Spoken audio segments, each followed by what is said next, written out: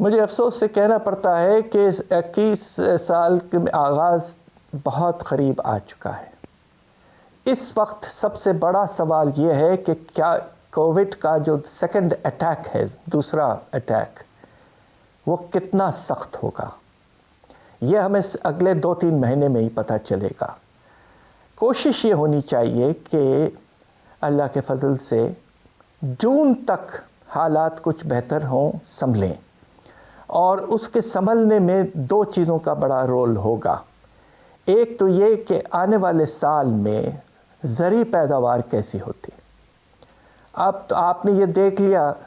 کہ کپاس میں جو فصل آئی ہے وہ نہایت پریشان کن، صرف 80 لاکھ بیل، جبکہ ایک زمانہ تھا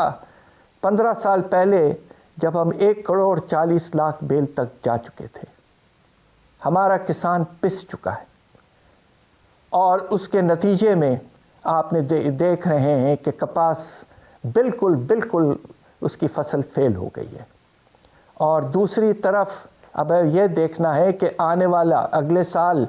ہمارا گندم کا فصل کیسا ہوتا ہے، کہ کیا ہم واپس پھر سے 26-27 ملین ٹن تک چلے جاتے ہیں، یا اس سال کی طرح 24 یا اس سے بھی کم ملین ٹن میں رہتے ہیں۔ تو میں سمجھتا ہوں کہ چونکہ زرعی شعبے کا اللہ کے فضل سے ایک فائدہ ہے کہ وہ کووڈ سے متاثر نہیں ہوتا ہے،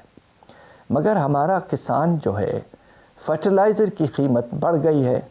ہم نے قیمتوں میں اضافہ نہیں کیا ہے، بڑے مشکل سے حکومت نے پروکیورمنٹ پرائس جو ہے آپ کے گندم کی کھانچ کے 1400 روپے سے 1650 روپے تک لے گئے ہیں،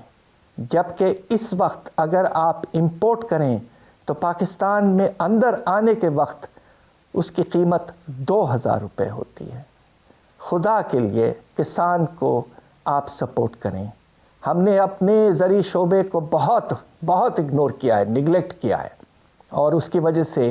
اس وقت ایگریکلچر سیکٹر میں ایک نمایاں طور پر کرائسس ہے، اور اس کے نتیجے میں بہت نقصان ہوگا، اس لیے کہ دوسرے شعبے جو ہیں، آپ کا ایگرو بیسڈ انڈسٹری، آپ کا ٹریڈ، آپ کا ٹرانسپورٹ، سب کا تعلق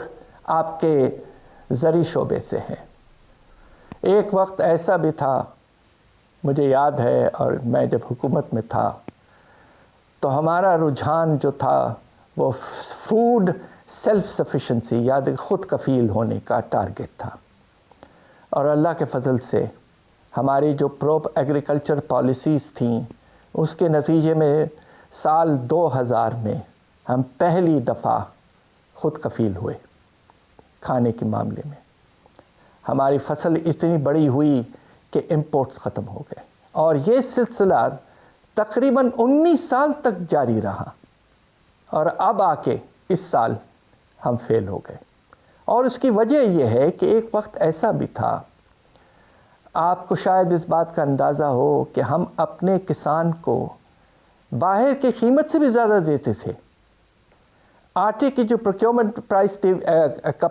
گندم کی، وہ انٹرنیشنل پرائس سے بھی زیادہ ہوتی تھی۔ اب پتہ نہیں کیا ہے ان کو کہ اس وقت 2000 روپے کے قریب ہے۔ سندھ نے مناسب ڈیسیشن لیا کہ 2000 روپے انہوں نے اپنے کسان کو آفر کیا ہے پروکیورمنٹ پرائس، مگر جو 60 سے زیادہ فیصد گندم پنجاب میں ہوتی ہے، اس پہ آپ نے صرف 1650 روپے رکھے ہیں۔ ہوگا یہ کہ پروڈکشن تھوڑی سی کم ہو سکے گی، اور سمگلنگ بھی کچھ اس طرح ہوتی رہے گی جس طرح اس سال